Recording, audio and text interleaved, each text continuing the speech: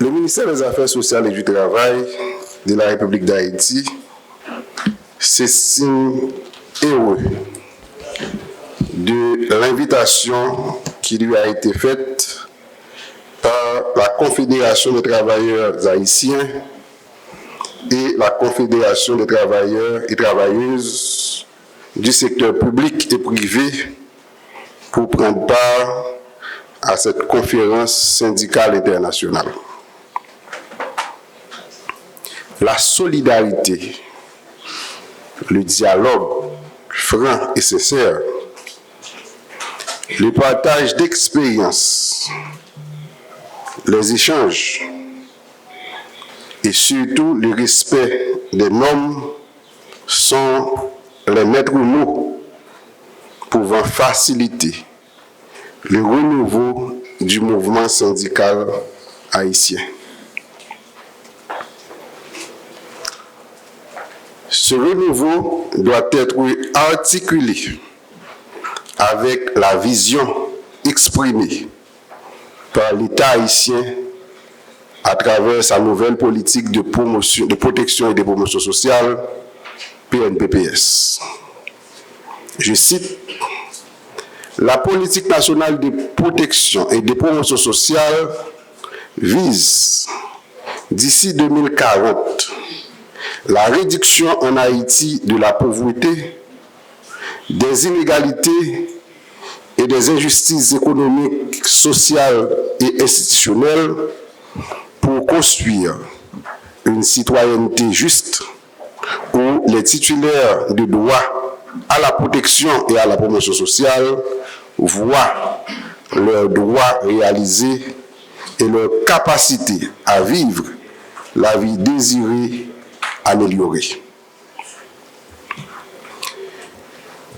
Le ministère des Affaires sociales et du Travail salue cette initiative qui témoigne à l'engagement du secteur syndical haïtien à s'impliquer avec tous les autres acteurs dans un processus de dialogue, de réflexion et d'échange sur les problèmes réels que confrontent les travailleurs.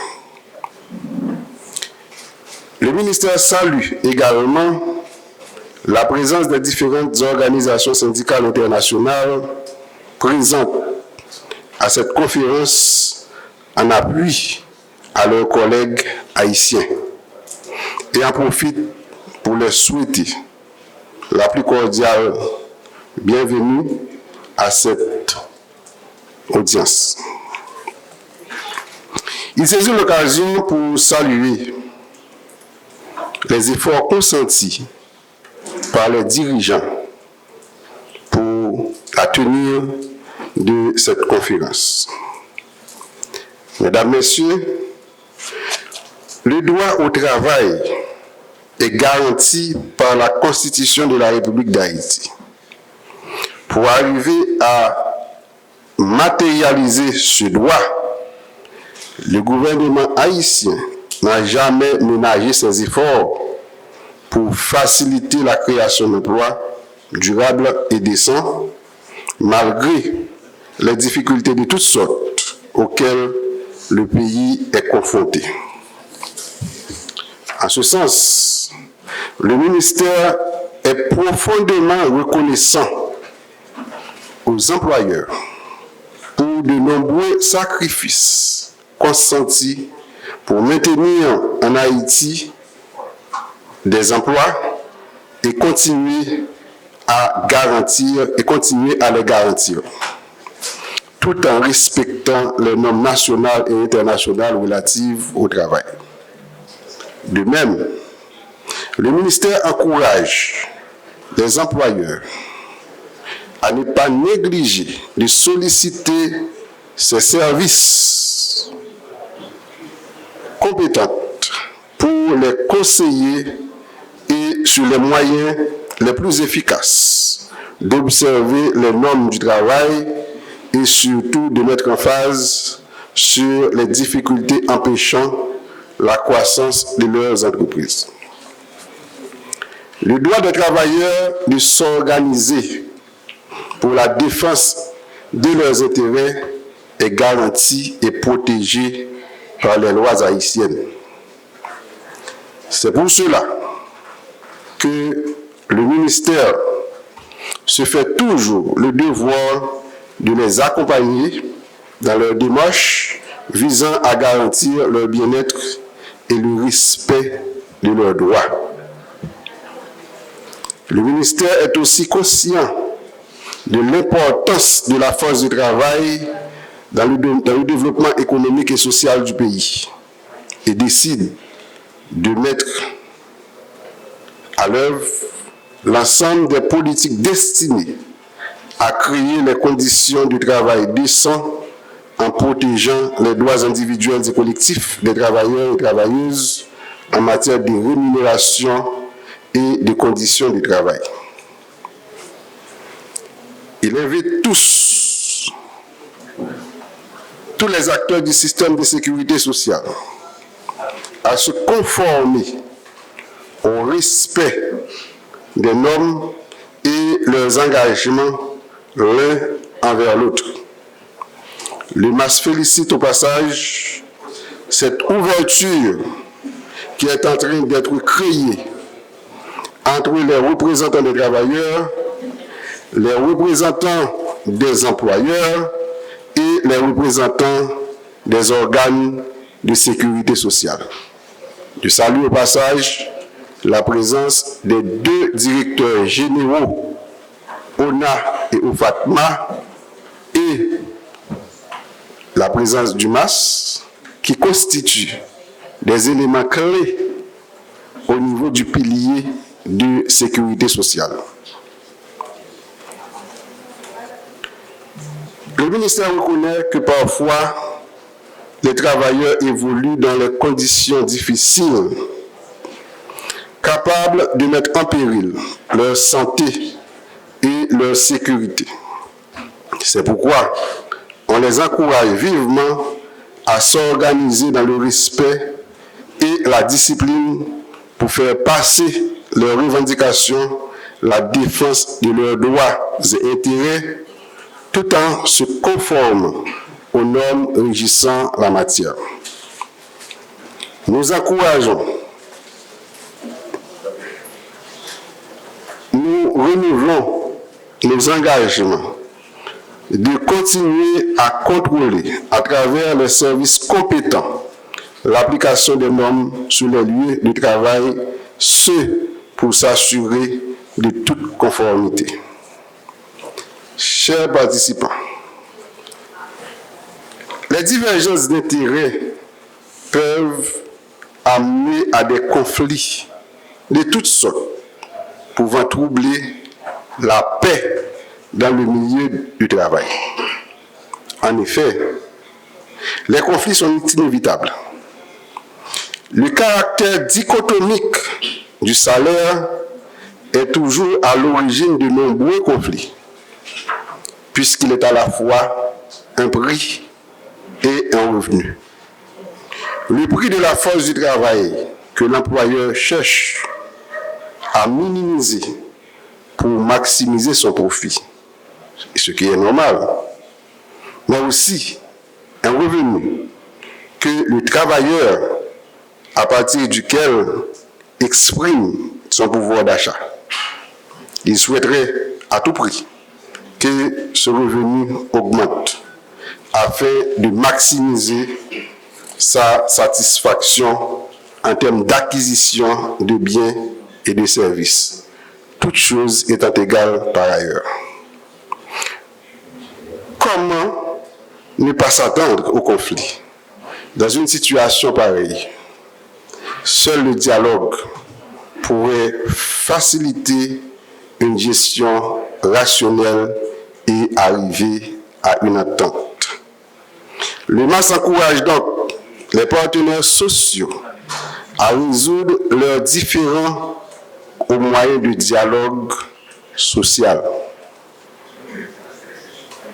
Ce dernier, tel que défini par l'Organisation internationale du travail, OIT, inclut tout type de négociation, de consultation ou simplement d'échange d'informations entre les représentants des gouvernements, des employeurs et des travailleurs selon des modalités diverses sur des questions relatives à la politique économique et sociale présentant un intérêt commun. Le MAS voudrait attirer l'attention des parties prenantes sur le fait que l'objectif du dialogue social en tant que tel est d'encourager la formulation de consensus. Donc, c'est le mot du ministère des Affaires sociales par rapport à l'organisation de cette conférence, combien important.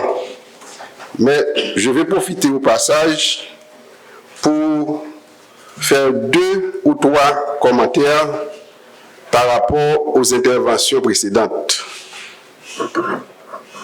J'ai suivi avec beaucoup d'intérêt l'intervention du coordonnateur du Bureau international du travail présent avec nous, M. Pinault, que je salue.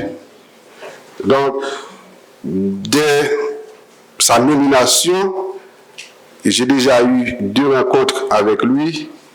Donc, nous avons été dans une conférence en République dominicaine et aujourd'hui, il y a 2 ou 3 jours, donc il a été à mon bureau pour discuter de cet aspect fondamental, la sécurité sociale, qui est l'un des piliers de la protection sociale.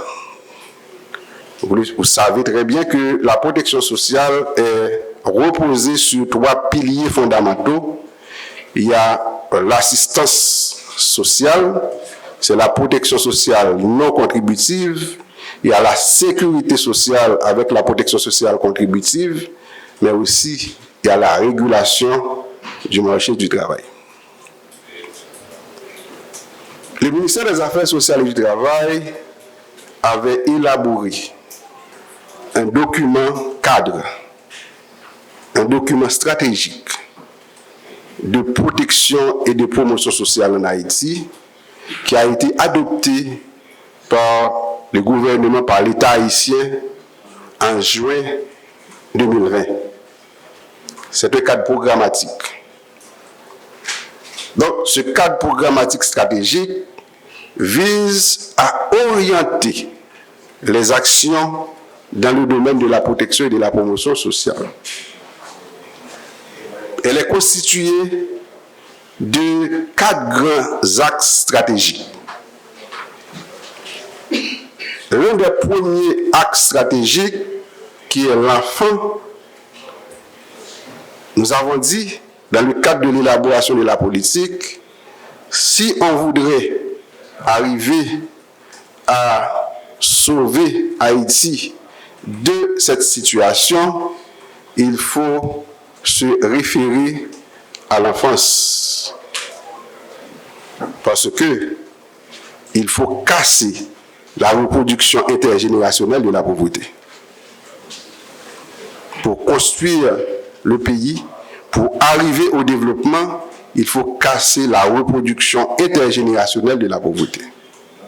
Donc, il faut qu'il y ait une prise en charge de l'enfance, de la petite enfance, pour que cet enfant puisse grandir dans la dignité, donc pour espérer à avoir de vrais adultes, des adultes responsables qui pourraient intégrer un processus de développement durable. C'est pourquoi nous avons élaboré le cycle, la protection sociale suivant le cycle de vie. Eh bien, le deuxième axe stratégique, c'est ce que nous faisons là actuellement. Travail, emploi, employabilité. Il faut qu'il y ait la création d'emplois. Mais il faut qu'il y ait aussi la formation professionnelle. il faut qu'il y ait aussi la formation continue des travailleurs.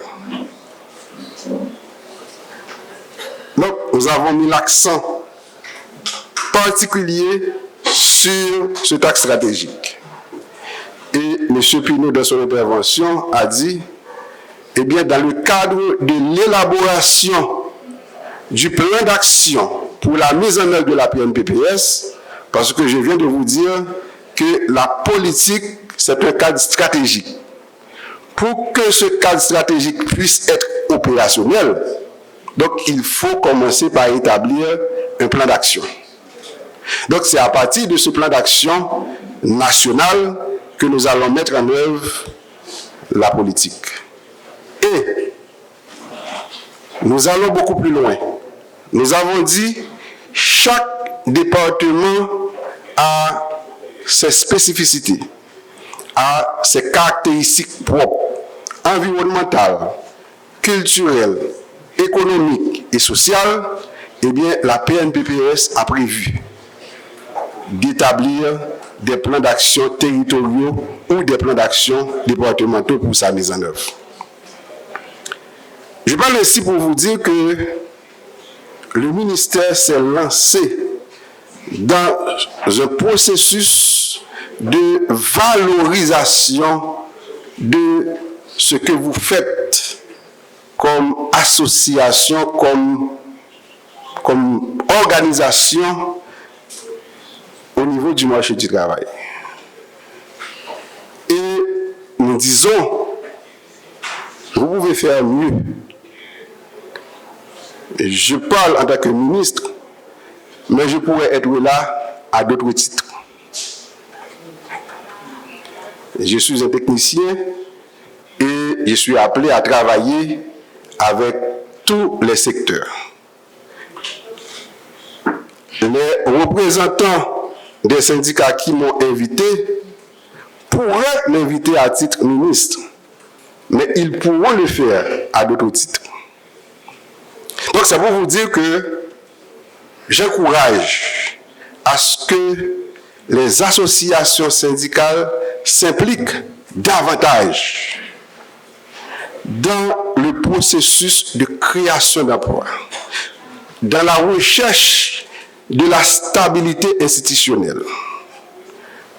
Le directeur de l'OFATMA vient de le dire. J'ai grandi et j'ai assisté en 1986 à la première et à la naissance des premières organisations syndicales, à l'émergence, disons mieux, des associations syndicales dans le pays. À mon très jeune âge, j'avais déjà eu des réflexions. Parce que on avait considéré un volet au niveau de l'organisation syndicale qui est seulement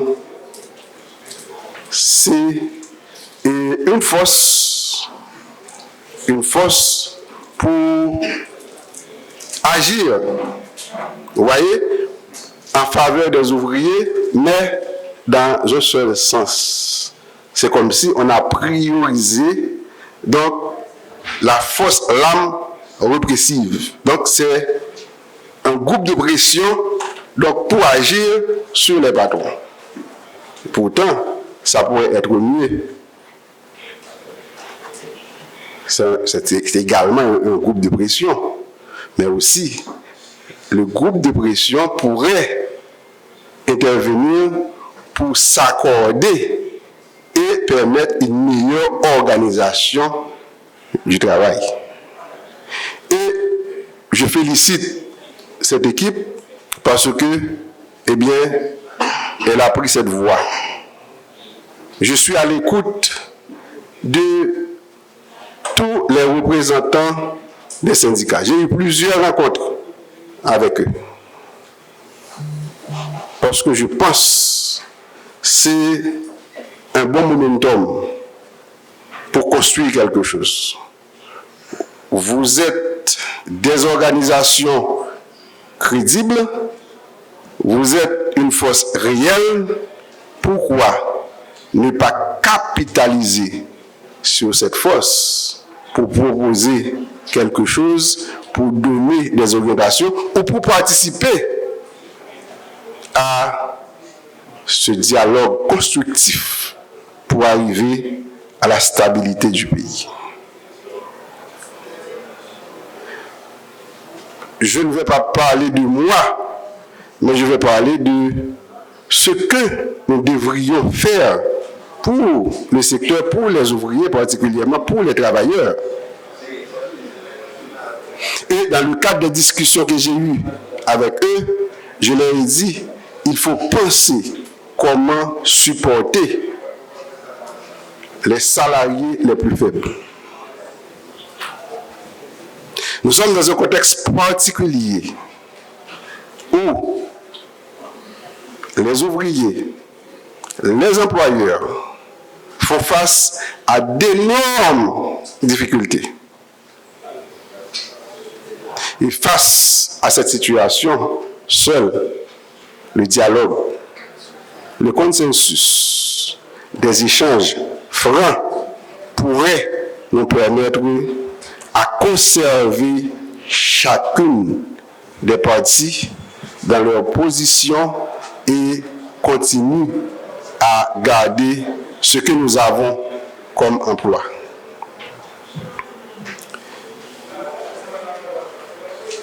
Je félicite aussi les actions initiées par les directeurs généraux pour établir un espace de dialogue et de discussion avec vous.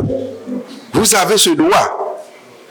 Vous avez le droit de savoir ce qui se passe à l'ONA, ce qui se passe à l'OFATMA, parce que vous êtes des partenaires et vous êtes des partenaires privilégiés.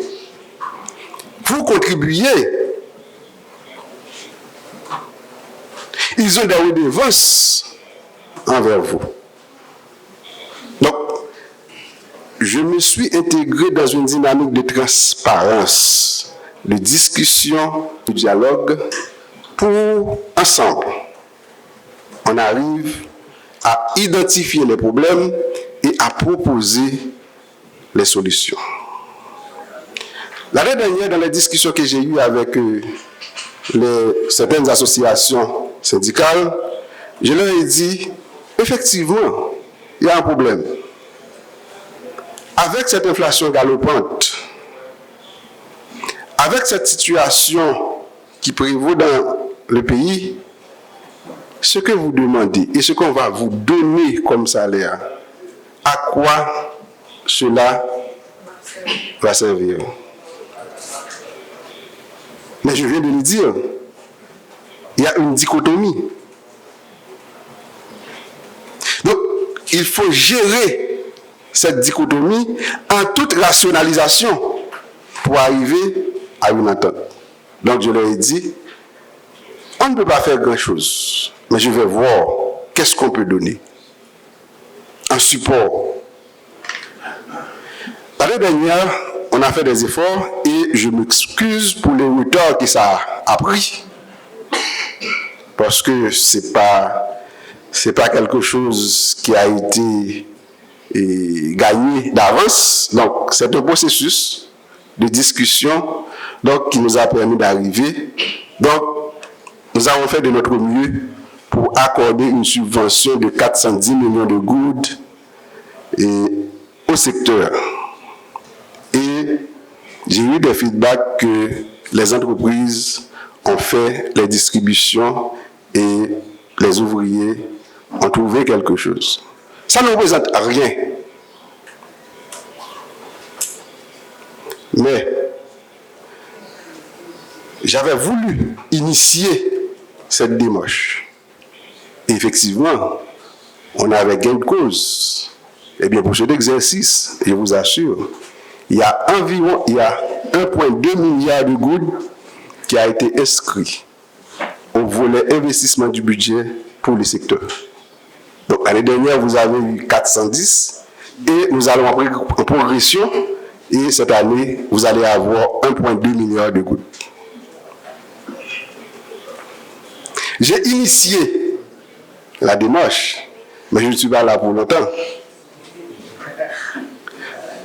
Donc, j'ai donné les signaux. Je pense que les autres qui viennent après nous vont devoir considérer ce secteur, parce que pour moi, vous êtes le moteur de l'économie.